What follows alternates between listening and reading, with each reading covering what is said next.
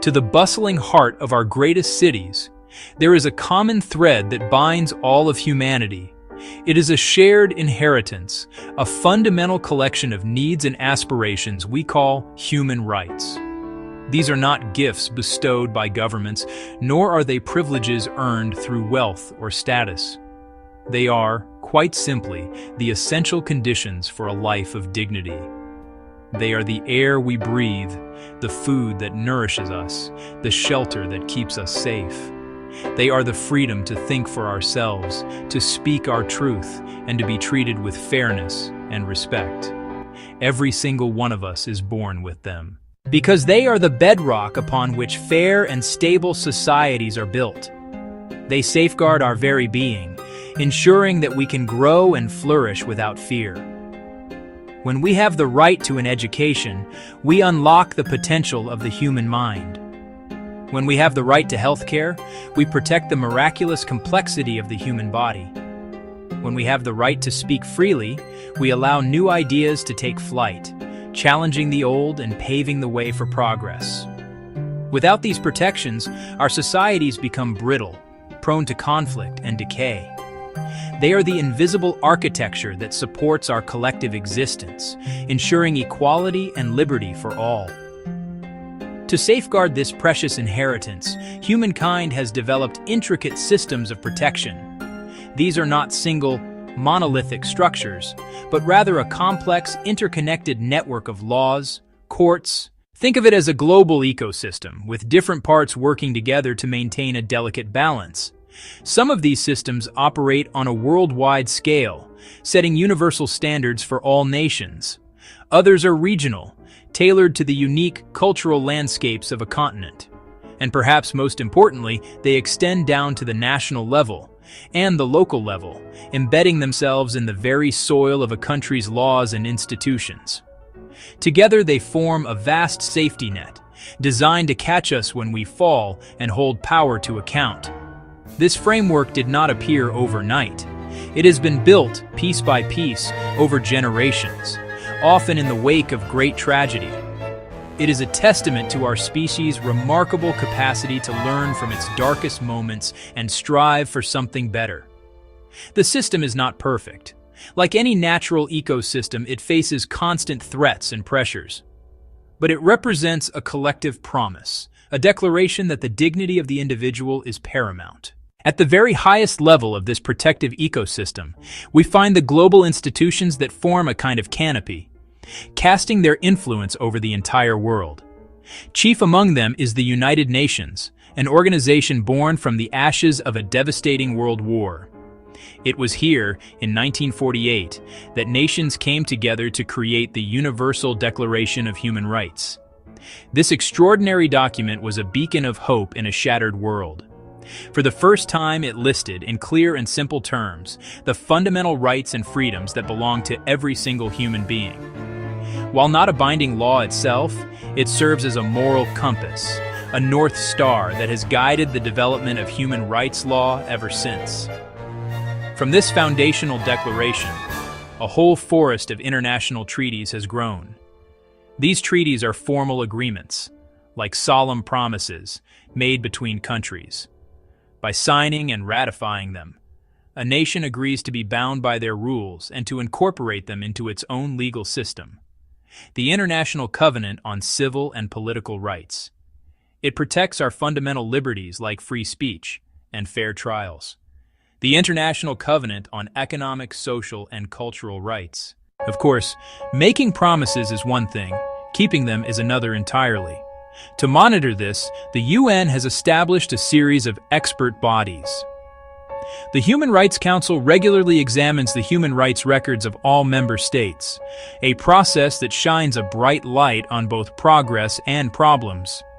Then, there are the treaty bodies, committees of independent experts who review how well countries are upholding their commitments under specific treaties. Whether on the rights of children, the elimination of torture, or the protection of persons with disabilities. These bodies act as a global conscience, reminding governments of the standards they have pledged to meet. Furthermore, the UN system employs independent investigators known as special rapporteurs. They are assigned to specific themes, such as the right to clean water, or to the situation in a particular country. They conduct fact-finding missions, communicate with governments about alleged violations, and report their findings to the world. While the global canopy provides a universal set of principles, human rights find their most vibrant expression when they adapt to the local environment. Just as a rainforest differs from a savanna, different regions of the world have developed their own unique human rights ecosystems. These regional systems are wonderfully effective because they are closer to the ground. They understand specific historical, cultural, and social landscapes, allowing a more nuanced and tailored approach. They are a vital middle layer, translating universal ideals into practical, regional action, bringing justice closer to the people it serves. In Europe, for example, we see one of the most developed of these systems. The European Convention on Human Rights is a powerful legal instrument, and its guardian, the European Court of Human Rights, has real teeth.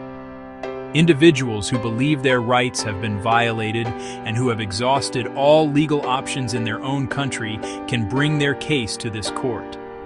Its judgments are binding. They have compelled nations to change laws, release prisoners, pay compensation to victims, ensuring even the most powerful cannot stand above the law. Across the Atlantic, the Americas have their own well-established system. The Inter-American Commission on Human Rights acts as a watchdog, investigating abuses and making recommendations to governments. Alongside it, the Inter-American Court of Human Rights adjudicates cases of serious violations. This system has been crucial in confronting legacies of authoritarian rule in Latin America, championing the rights of indigenous peoples, tackling issues of violence, impunity, disappearances, massacres, and denial of justice. Africa, too, has cultivated its own framework, centered around the African Charter on Human and People's Rights, emphasizing both individual rights and the collective rights of peoples, including the right to development and a healthy environment. The African Commission and the African Court work to promote and protect these values across the continent. While facing immense challenges from underfunding to political resistance, they represent a profound commitment by the peoples of these continents to forge their own path toward justice and dignity, rooted in shared experiences. Ultimately, for the canopy of international treaties and the branches of regional systems to bear fruit, they must be nourished by strong roots at the national level. It is here, within the borders of each country, that human rights are protected or violated in daily life. The most effective safeguard is a country's own constitution and laws. When a nation enshrines human rights in its highest legal document, it sends a powerful message that these principles are not negotiable. These legal roots must run deep, shaping criminal codes, labor laws, and policies on education and healthcare, ensuring alignment with international promises. The guardians of these national laws are independent courts and a fair-minded judiciary. Judges must be impartial arbiters of justice, able to make decisions based on the law, free from the winds of political pressure or corruption. When a citizen's right to a fair trial is violated, or when a law discriminates against a minority group, it is the courts that must provide a remedy. An independent judiciary is like the sturdy trunk of a tree. It provides the strength and stability needed to uphold the rule of law, even in the face of powerful storms. Without it, laws are merely words on paper, and the promise of justice remains unfulfilled. Beyond the courts, specialized institutions, national human rights institutions or ombuds offices, act as approachable watchdogs. In our time, a vast and uncharted new territory has opened up, the digital world. This interconnected frontier offers breathtaking possibilities for connection, expression, and innovation. It has given a platform to once silenced voices, allowing people to organize, share information, and demand change at scale.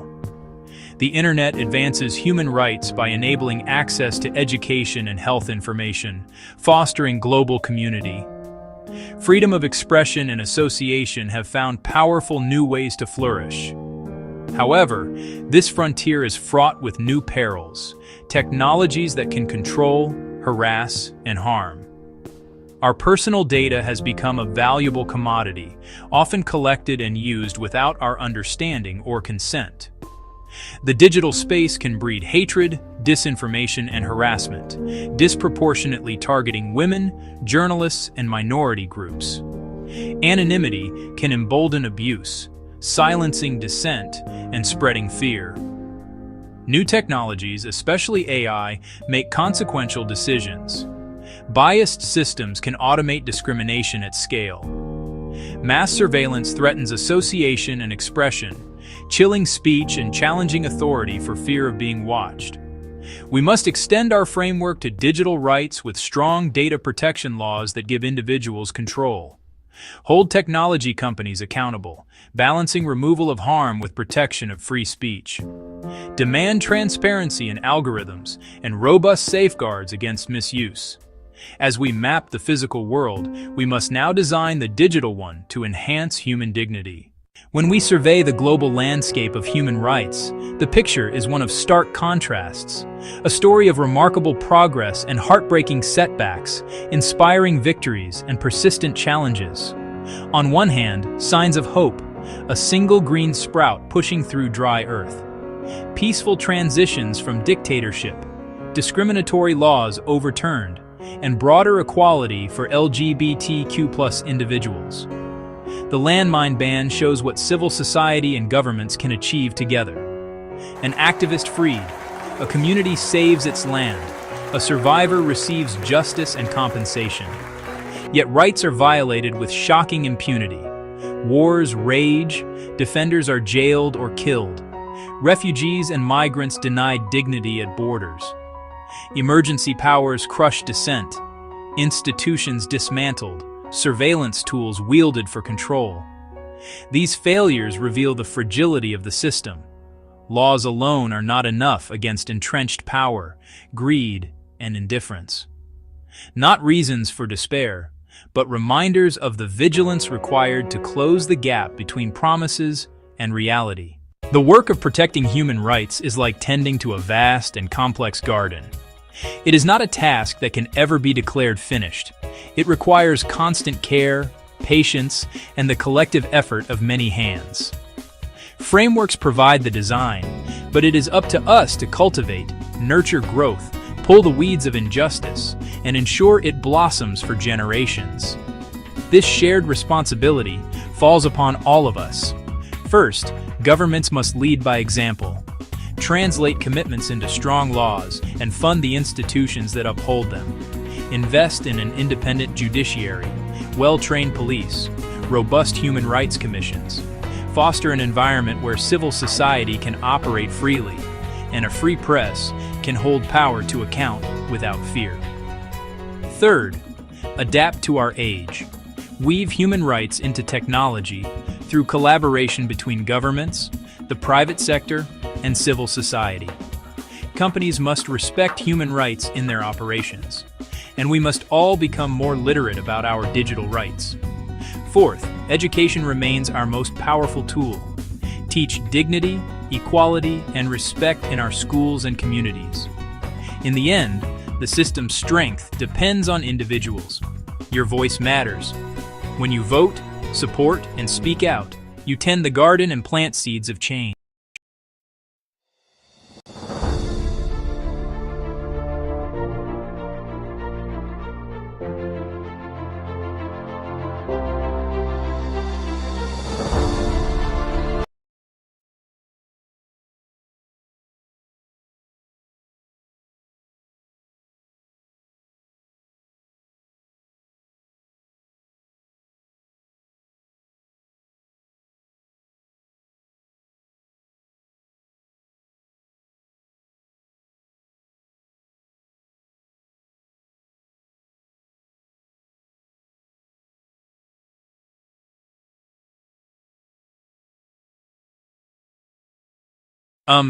Have you ever reported a problem in your town? Maybe a deep pothole on your street. You fill out a form online, or you call a city number. You report it, you hit submit. Then, silence. Days turn into weeks. Weeks turn into months. The pothole is still there. You have no idea if your report was received. You do not know if anyone is assigned to fix it. You have no clue when or if it will ever be repaired. This small frustration is a big problem. It makes you feel ignored. It makes government feel like a distant, confusing black box. You put your problem in, but nothing comes out. This erodes trust.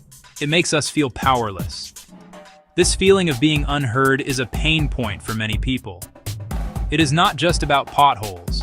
It could be about a building permit application. It might be about a request for public information. It could even be about understanding where your tax money is going. When processes are hidden, we lose connection. We start to believe our voices do not matter. What if you could see exactly what happened after you reported that pothole?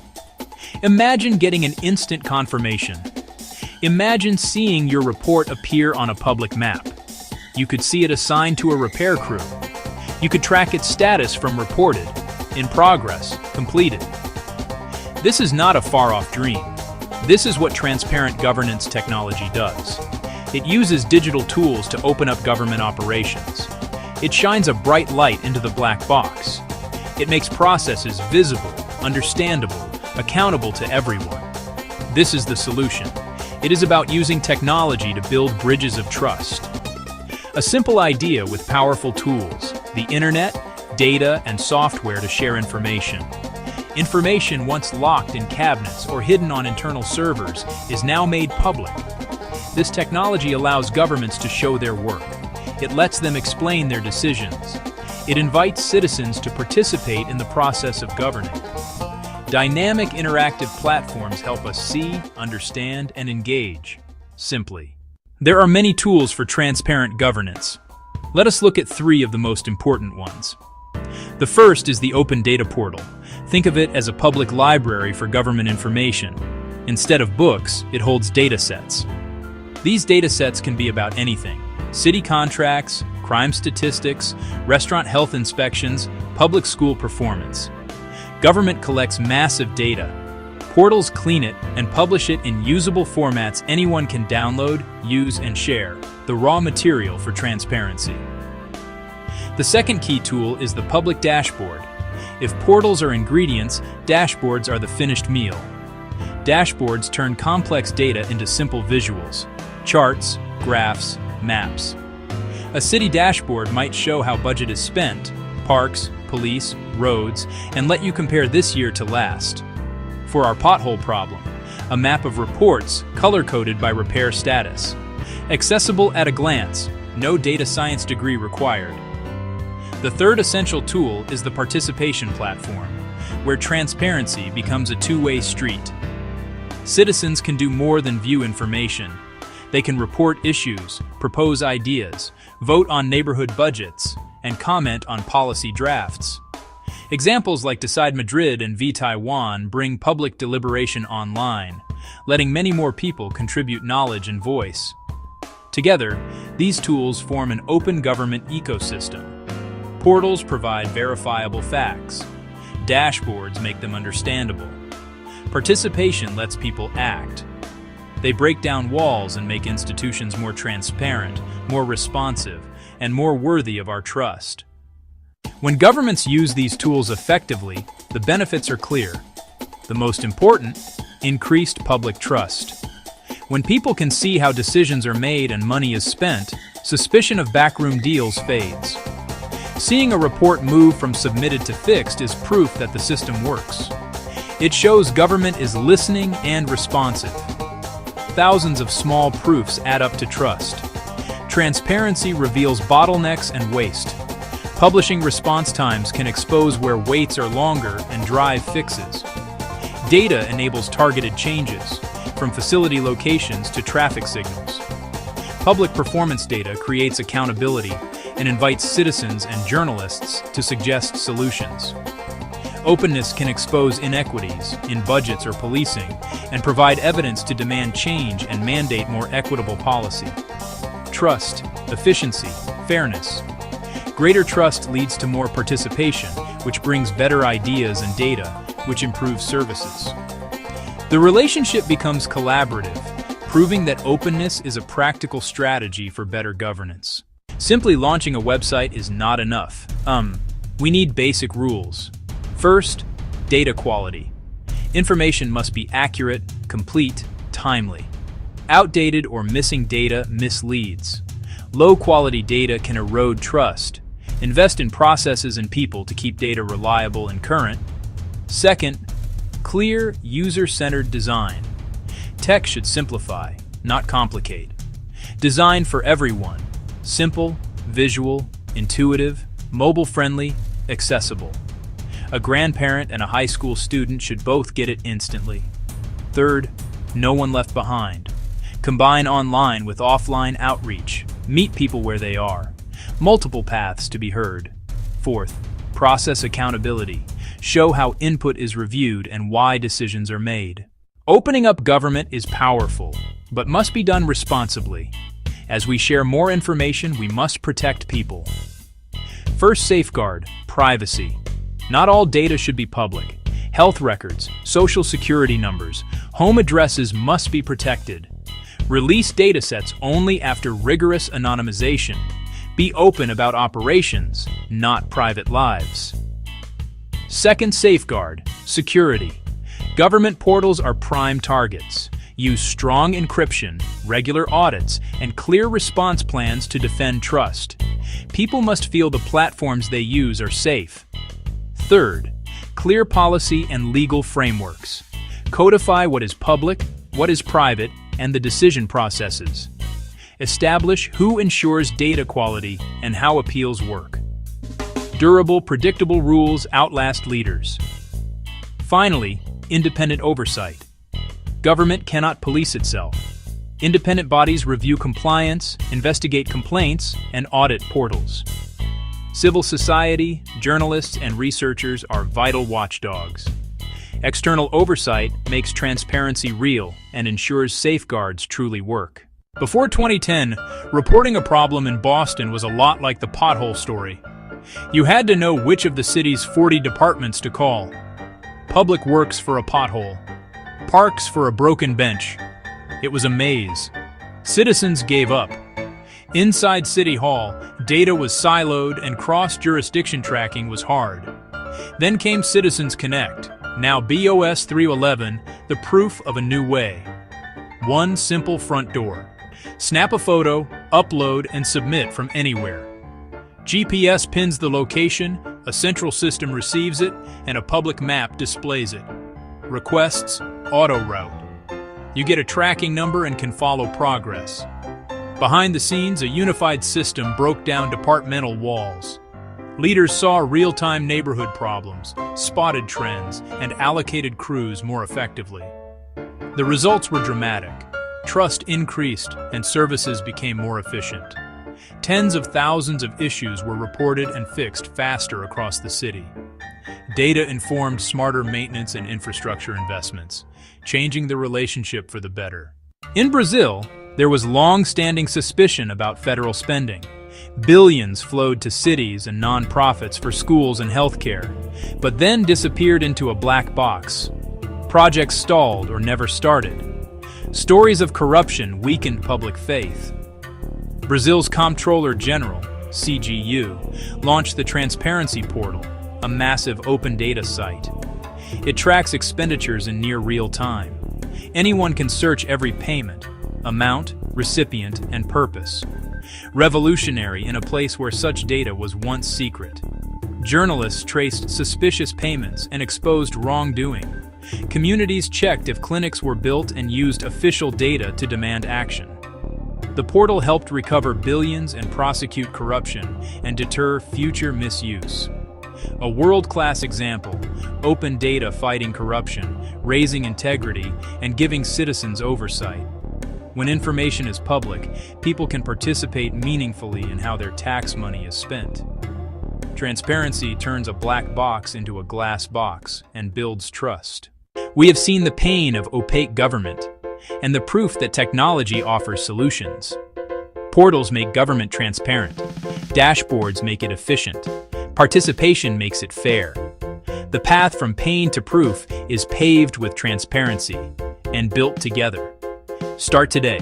Visit your city's site, find the open data portal or dashboard, use the 311 tools, and invite neighbors. Leaders, be brave. Start small. Launch one dataset, one dashboard, one simple reporting path. Trust is earned. The first step is opening the door. Let us replace the black box with a glass box and build a truly trustworthy government. The work begins now.